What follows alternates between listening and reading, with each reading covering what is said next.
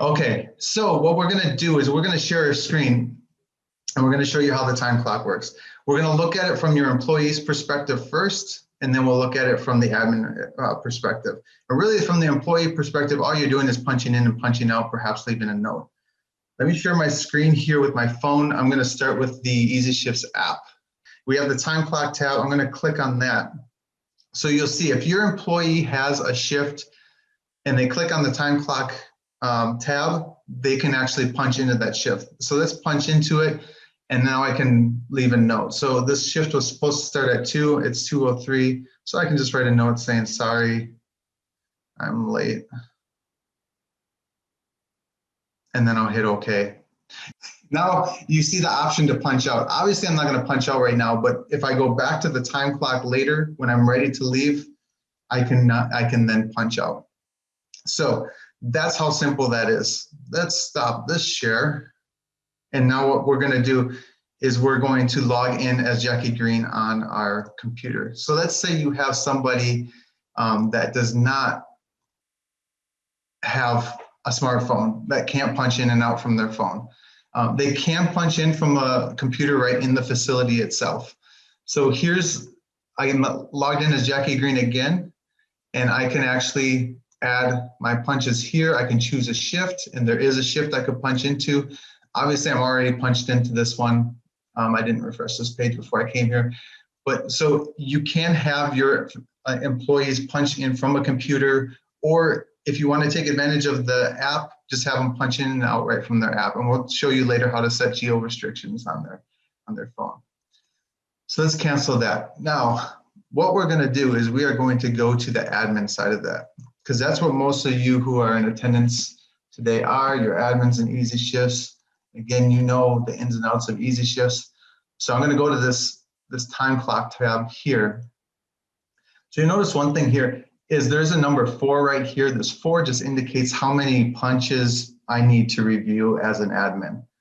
And right at the very top here, it says time clock punch issues. So there's several punch issues that I need to take a look at. So let's see, the one I want to choose is right here. So I'm going to edit this, click on edit. So you can see right away what the issue is. Here's my scheduled hours. It's supposed to be 8, because here's my shift.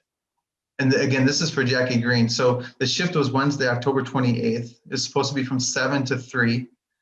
But the actual hours that she punched in and out from was 1.97 hours. And that's because she punched in at 12:14 p.m., as you can see here, and she punched out at 2:12. So you could just accept this as it is and say, yeah, that's exactly what happened. She only worked a little less than 2 hours. Or you can adjust it. Let's say she punched in late, and you can adjust the time that she actually punched in and then accept it. What's nice too is you can actually see where she punched in and out from on the map here. So we'll see how to set the geo restrictions in a moment too, so you can make sure they're not punching in right from their home and then driving to work or anything like that. I'm going to cancel this. You'll notice right here we have time clock all punches, so I can see all of the punches here. I can filter this like you can with the activity log, so I could look at it by employee. Really, Jackie Green is our demo employee, so she has so many punches in here. You can also filter this by date, so if I just want to see from a certain date range, I can see them right here. So fairly easy to do. Let's say somebody completely forgot to punch in and out of their shift. You can add a time clock punch by clicking on this red button here. I can choose an employee, Jackie, let's choose Jackie, her job title, and then again, I can enter the punch in and punch out time and a little note if I wanted to. I'm going to cancel that. I'm going to go down to reports here. We'll come back to a different area here in a second. So if you notice, and some of you might already have this, but there's a payroll report here. So there's a couple ways you can look at this. You can filter it by a pay period, which is a 2-week period, or you could do a date range if you wanted to, and then you manually enter in your date, start and time, start and end, start and stop. Okay, so but I just want to do a pay period right here. So let's go back because like Jimmy mentioned, we don't have a lot of information on pay period now. And right now, this report, all it really is showing me is scheduled hours. So I want to get all of this other information on here, the time clock punches, notes, time off, absences. So let's update this. It's going to give me a list of all my employees here. So I can see the scheduled hours here of, let's scroll down to Jackie. She's the best one to look at here because she's got the most information. So this is all Jackie Green's information from November 8th to the 15th, and then here's from the 15th to the 22nd. So it kind of divides this 2-week period into 1 week periods. So here's her scheduled hours. Here's her time clock punches, and you can actually see the notes. And then you can see her time off as well. And then any absences would show up here. And then the same thing for the next week. The totals for all of your employees are at the top. So I'm going to scroll up here. You can actually print this report because no doubt that's probably what you're going to want to do. And then here's my totals here for my department. All right, so that's the report that we have. And my understanding is, and Jamin can correct me if I'm wrong, but even if you don't use the time clock, you will have access to this report. It will be obviously limited because you don't have the time clock information, but you will have at least the scheduled information during that time. Is that correct, Jamin? Even if they don't have the time clock? Yep, that's correct. So actually, just to see that, Nathan, if you click the check all button again, and then update that.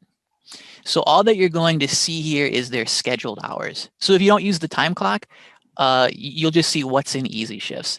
And then, so adding each check, if you could scroll up to the check boxes, I'll just explain that. So time clock punches is what adds in your time clock punches, and then you get that side-by-side comparison of scheduled versus actual. And then the notes will add things like, if your employees, when they're punching in or out, if they leave a note, you'll see that. If there is a note attached to the shift itself, you'll see that. If a manager left a note about a punch, you'll see that as well. And they're all clearly labeled and attached to the shifts there for you. Time off, any time off will show up on the report, as well as absences too. Okay, one other area I want to go up to here is the settings.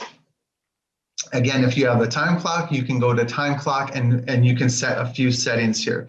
So these first 4 are very similar to each other. So I'm going to just read this. It says max minutes to check in before shift starts. The second one says max minutes to check in after shift starts. So like, let's say you have a shift that starts at 2. The earliest somebody can punch into that without it being flagged is 1:45. And the latest they can punch into it without it being flagged for your review is 2:15. Again, they can punch in outside these parameters that you set, but it will be flagged for your review for later on. Same thing with punching out. You can check how early they can punch out for it not to get flagged, and how late they can punch out after the shift ends for it not to be flagged. And then number of hours before check-in will be considered abandoned. So let's say they punched in, they forgot to punch out, and then the shift will appear for you to review, and it'll be 24 hours, and you'll know, okay, they forgot to punch in or they told you, and then you can adjust it accordingly. And so the geofencing is right here, maximum meters from the facility location. Now, if this is set to 0, that means that there's no restriction, and that's why I can punch in and punch out wherever on our demo site here. But if you put 100 in there, that means 100 meters from the location of the facility, they can punch in and punch out. Let's answer any questions at this point. Did you guys have some questions come in? I do see some that popped up. Can you walk us through what it would look like if somebody punched in and they did not have a scheduled shift? Somebody punches in and they did not have a scheduled shift. Right. What would happen is if I go to the time clock, and I don't know if we have one here. Right. Are you able to throw up your iPhone again, Nathan? Okay. Yeah, we're assuming most people will likely be logging in from their mobile device. And in this case, if you go ahead and punch out of that shift, now this shift will still be be going at this time, but we'll have the option to look at it. And if you click, I don't see my shift. So if they don't have a scheduled shift, you're going to see what's going to be on the screen here in just a second. So yeah, if you click, I don't see my shift, what it shows them is all the departments that they work in, as well as the job titles. So if they're filling in as a CNA in emergency, they can just click that CNA and that'll record it that they don't have a shift, but they logged into the emergency department and they're working as a CNA. So that's what they'll see on the screen in that instance. Yep.